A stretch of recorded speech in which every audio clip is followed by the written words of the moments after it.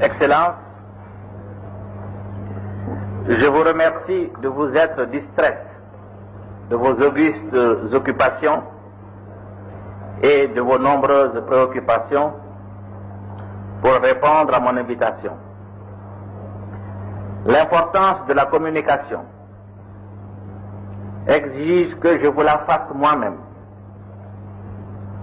À l'heure qu'il est, l'ambassade de France en République du Mali est informée par mes soins de la décision de mon parti et de mon gouvernement de voir la France évacuer les bases militaires de Bamako, de Kati, de Gao et de Tessalit, qu'elle occupait du fait des accords franco-maliens signés à Paris le 22 juin 1960 entre elle et la Fédération du Mali et qui deviennent caducs après les événements du 19 au 20 août 1960 et l'acte de reconnaissance par la France du gouvernement du Sénégal.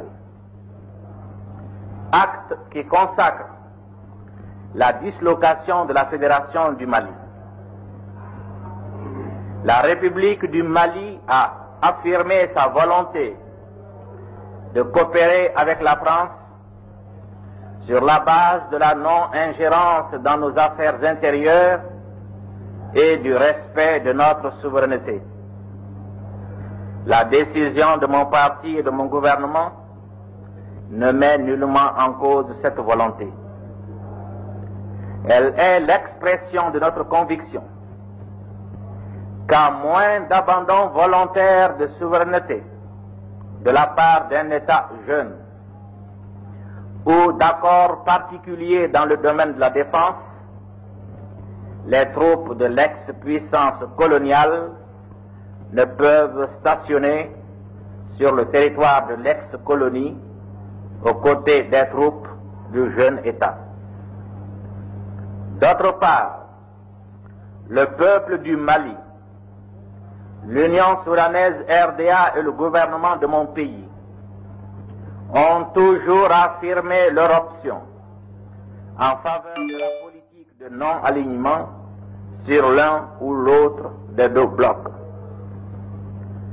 Cette attitude est en contradiction avec la présence sur son territoire des troupes d'une puissance étrangère à laquelle ne le lie aucun accord et qui, d'autre part, est engagé dans le pacte militaire d'un bloc. Je prie vos excellences d'informer vos gouvernements et d'attirer leur attention sur notre ferme décision de l'évacuation rapide des troupes stationnées en République du Mali. Je vous remercie.